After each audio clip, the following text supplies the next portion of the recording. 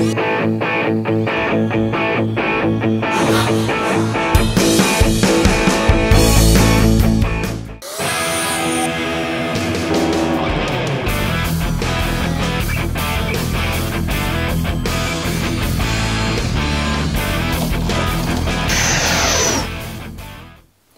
you didn't see this one coming. I'm Adam. You're watching Model AV8R. This is E-Flite's latest announcement, the twin timber 1.6 meter.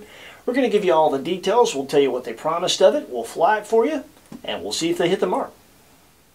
The twin timber combines the easy handling and stall capabilities timbers are famous for, with the added benefits and capabilities of a twin that has both differential thrust and a rudder.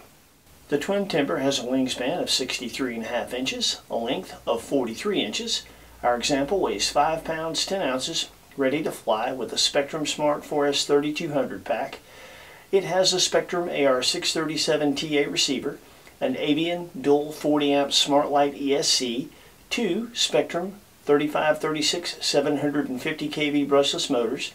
It's outfitted with Spectrum A332 Metal Gear servos. The twin timber flies on 3S and 4S packs from 2200 to 5000 milliamps, has a convenient removable top hatch with ample room for whatever battery you choose. The hatch and battery bay are lined with plastic, so they'll never be suspect to the hanger rash associated with actually using your hatch. It comes with optional leading edge slats, and you can put the twin timber on floats by using the same optional float set other timbers use. The Twimber, as it's affectionately called, has quite a few unique features. We'll start with the gear. It is greatly beefed up over other timber models, as you can see here, and we put it to the test. More times than I can count, we absolutely slammed this airplane into the ground, oftentimes stalling it by more than a wingspan off the ground, and it just took it, time after time. That really impressed me. With other timber models, doing what we did to this one would not only break the gear, but it would break the prop on the front of the nose. That's one of the added benefits of having high wing-mounted motors and smaller diameter 3-bladed props. Clearance. You can bottom the gear out and even nose the airplane all the way over, and you're not going to break a prop. Speaking of the wing, the Twimber combines the long wingspan of an Evo, actually longer than an Evo, with the chord and large control surfaces from an X. You also get some of the options that you get with an X-Wing. Now right out of the box, the Bind and Fly is going to have standard flaps and ailerons. You can, with the Bind and Fly receiver, however, mix in full span ailerons among other things. When we get to the setup portion of our review, we'll tell you how we mixed in full span ailerons and assigned it to a switch. The twin timber is going to be offered in two versions, a plug and play version for $349.99 and a bind and fly version for $379.99. If you take advantage of the Avian ESC and AR637TA in the bind and fly like we have here, and you're using a compatible Spectrum transmitter and a smart battery pack, you have a lot of options. Differential thrust will be pre-programmed. You can program in reversing, and how to do that is covered in the manual. Obviously, you'll have AS3X and Safe Select, as well as some telemetry options. You'll get flight log information, minimum and maximum receiver voltage, your min and max ESC information, on the fly ESC status during a flight, a G meter, and of course, you'll get your AS3X and Safe telemetry information as well. You also get LED navigation and strobe lights. You get reinforced hinging. The tail feathers are foam hinges reinforced with CA hinges, and the ailerons and flaps are foam hinges reinforced with big pin hinges. You also get plastic wingtips. All of this in a package that promises to be quick and easy to assemble, and the most capable, durable, stable, and unique timber yet to date. A timber capable of really great stall performance as well as great aerobatic performance. Well, those are some big promises.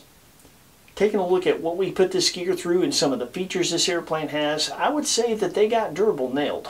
Let's take a look at the build, the setup, and the flying, and see what we think of that. The build is in fact quick and easy. There's no glue required. I was taking my time. It took me 15-20 minutes tops. The manual is very good and describes the steps very well. There's a very low part count. As you can see here, they're going to start you with the main gear. There's a rotating mounting plate. You're looking for the flat part of that plate. You'll use 2 screws to mount the main gear leg onto that plate. You'll use 1 screw and a brass washer that actually goes down in the circle recess of the spring to tighten the spring down. You repeat for the other side and you've got your gear on. Next you'll go to the horizontal. There's a single carbon spar. You slide the horizontal halves flush down. Use 1 screw per side. Hook up your push rod and you've got the horizontal on. Next you'll go to your main wings. There's a single carbon spar. You bring the 2 halves together. There's a plastic mounting bracket that goes down in the recess on the rear top of the wing. That's going to leave you with 4 leads coming off your wing color coded. 2 red, 2 green. Inside the fuselage where you plug those leads in is also marked red and green. Plug that stuff in the respective spot. There's a tongue and groove in the front of the wing. You bring the rear down, make sure the wires are clear, and use 2 nylon screws to tighten the wing down. Next we move to the prop adapters and the props. Now these props are counter-rotating, so the prop adapters are color-coded and the props are marked counterclockwise and clockwise. The instructions are very specific about this, so pay attention.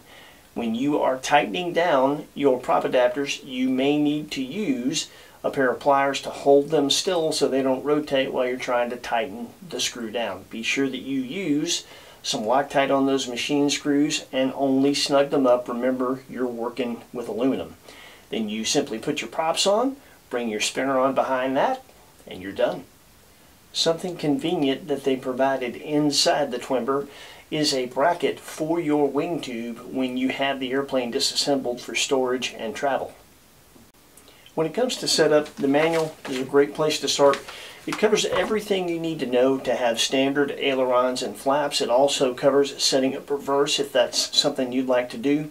But if you're looking to set up the full span ailerons, you're going to have to do some mixes. But before you can do that, you're going to have to make a few changes at the receiver. We'll be making changes to the bind port, port 5, and port 6 in the receiver.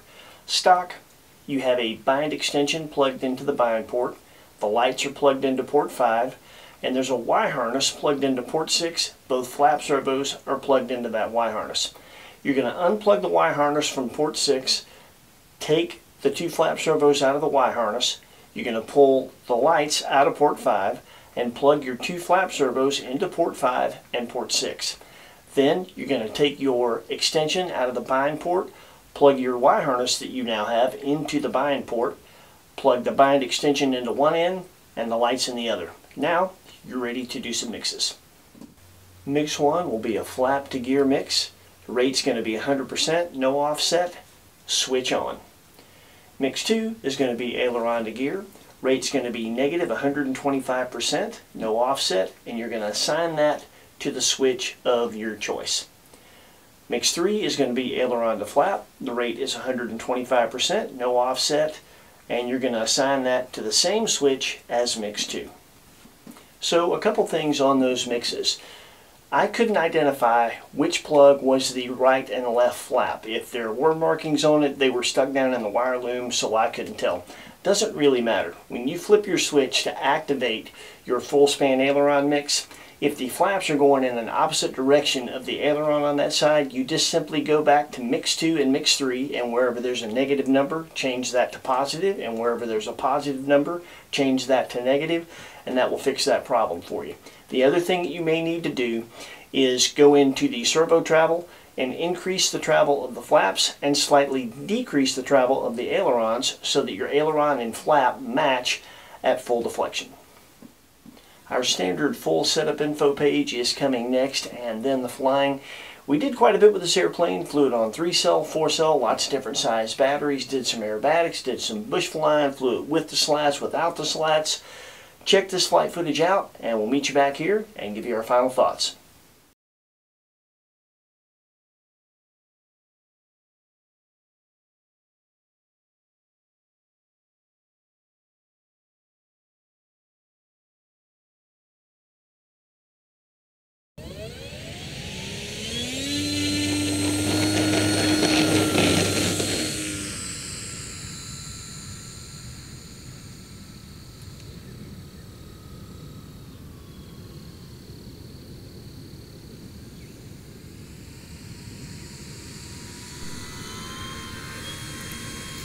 The twin burst slows down really nice and has adequate power on 3-cell for most sport aerobatics.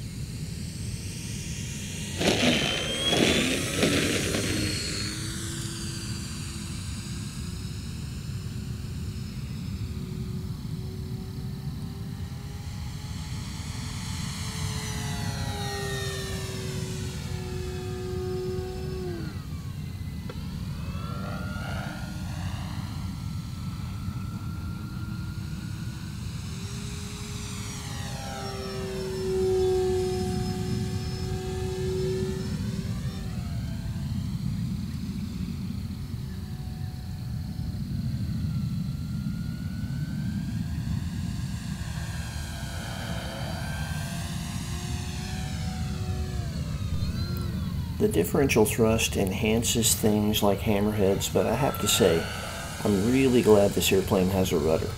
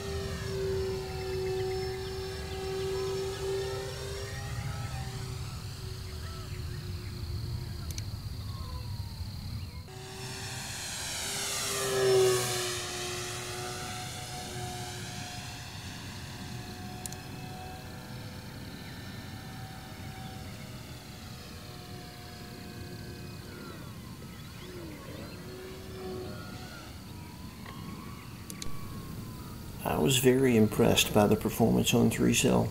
It was a lot better than I expected it to be.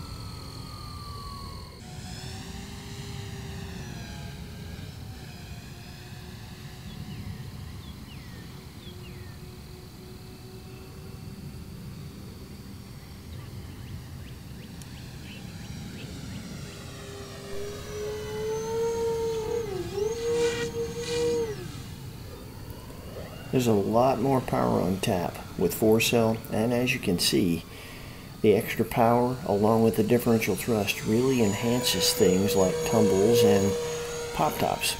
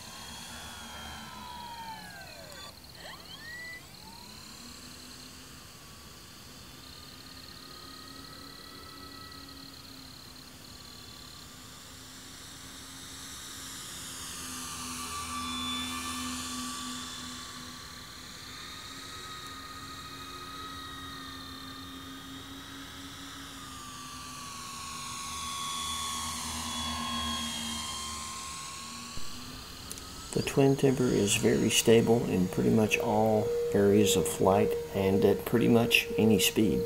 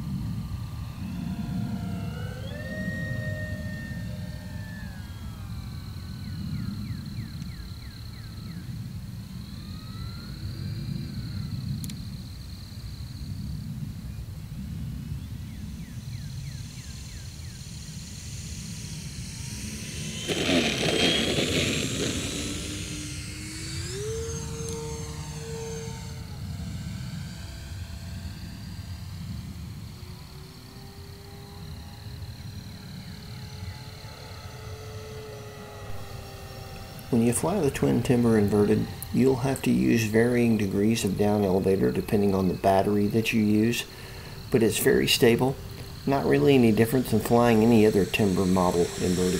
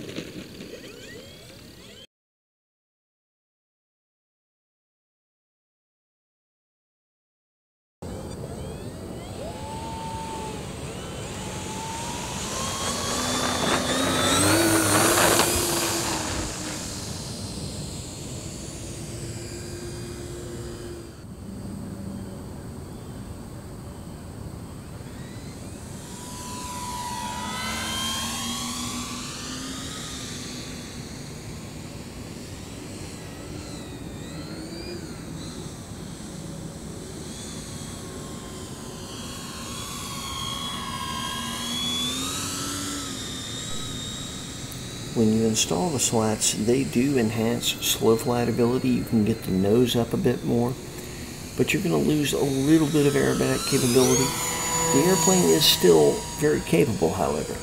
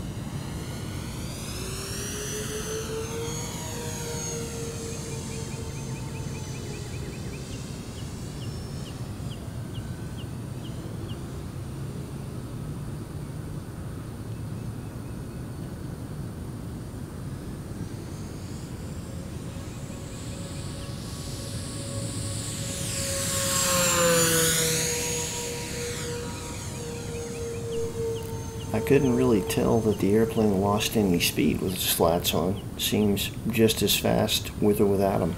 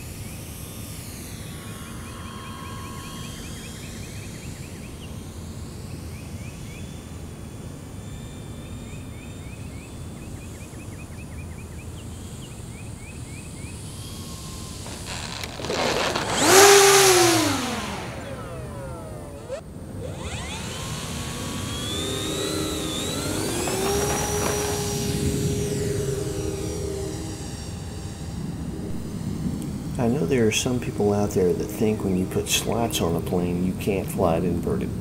That's simply not true, and here we're showing you.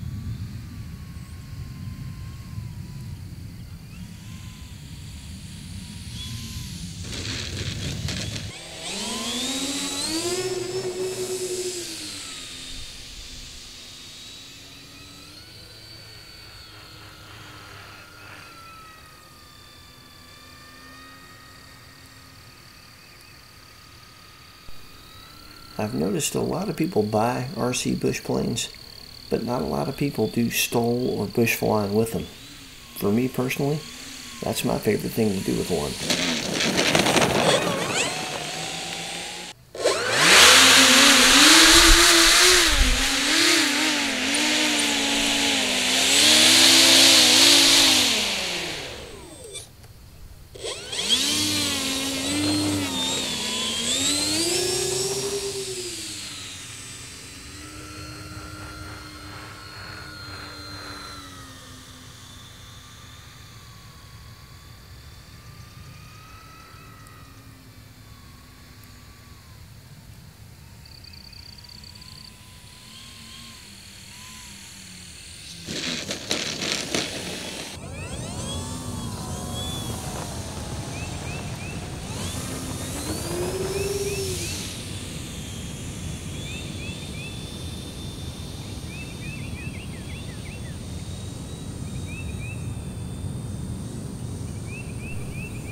Trying to land this little hill just right is a challenge, but it's fun.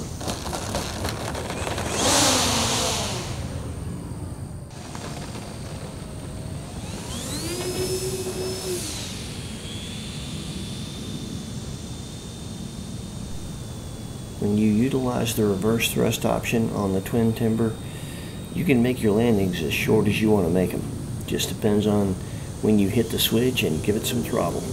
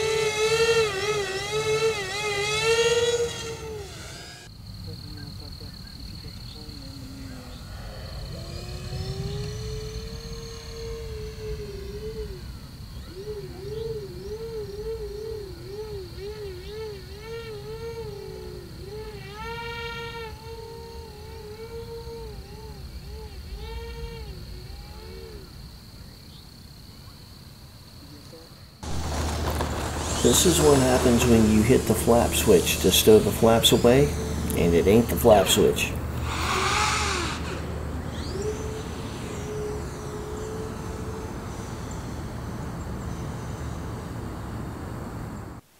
So, some flight impressions. This wing is interesting. When you think turbo timber or Evo, you think, man, laid back, easy to fly, capable, but pretty laid back and easy to fly if you want them to be. When you think X, you think, okay, supremely capable, nowhere near as laid back. Easy to fly is not exactly what I would say a Timber X is.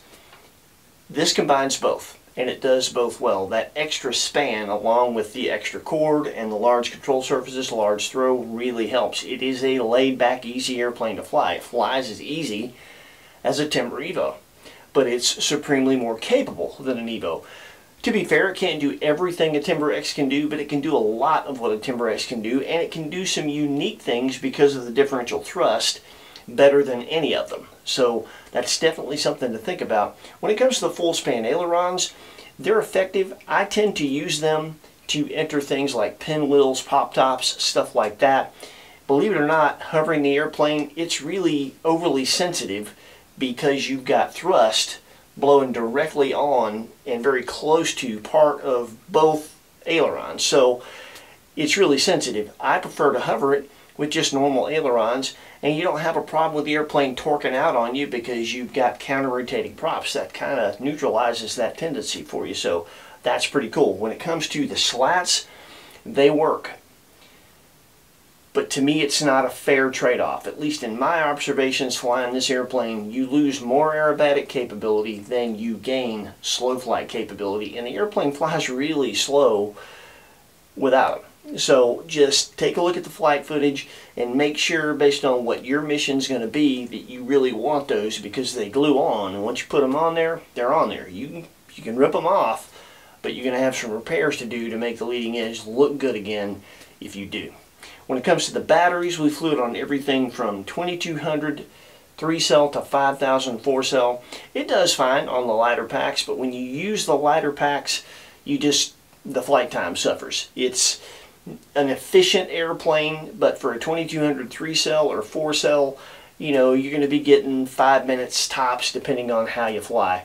The sweet spot really is the 2700 to 3200 3 and 4 cells.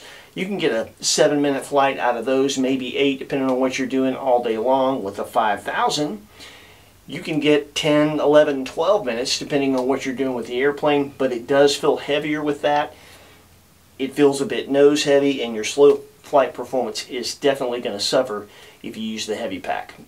So the question is, did Horizon hit the mark, or the marks, so to speak, when it comes to the twin timber? Well, it is very quick and easy to build, so they checked that off. It is extremely durable. Check. It is very stable. It's a very easy airplane to fly. Every bit as easy to fly as a turbo timber or an Evo. And speaking of that, it would make a great first twin. That's something that Horizon says about it. I agree. Clearly it isn't a trainer. It wouldn't be a good first airplane. But depending on how good you are with the trainer, this could be a good second or third and a perfect first twin that you can kind of graduate to other things with. I mean, when you take a look at the options of this airplane, you can explore and learn a lot of aspects of flight with one airplane, and that's pretty cool. When it comes to the aerobatic capabilities, it fit everything they said it would do. It's a great sport aerobatic airplane. It will give you some XA and some 3D capability. You may be able to get more depending on what elaborate mixes that you monkey around with. Very, very capable airplane for sure. So the big question for me is, if I could only have one timber, thank goodness that we can all have more than one timber, because I can think of a reason to have one of each. But if I could only have one timber, would this be it? And to be quite honest, it would be. For what I like to do, this is the perfect airplane. It is an awesome bush plane. That's what I like to do with an airplane in this configuration more than anything, to be honest with you. I've got like 10 bush airplanes. You can never have enough. As timbers go, great bush plane, super rugged gear, very capable if you decide you want to show off with it. I like that, and I like the fact that it is unique. You just don't see somebody pull a bush plane out that looks like that very often at all. So yeah, I dig it. I think you'll dig it. If you decide that you'd like to get one of these, we're going to leave a link in the description where you can do just that. When you do that, it supports our channel, and we appreciate you. Thank you ahead of time if you do that. Awesome new airplane. I'm excited about it. I hope you are. Take care. Happy flying. We'll see you next week with something cool with wings. Probably not going to be that cool, but it'll have wings.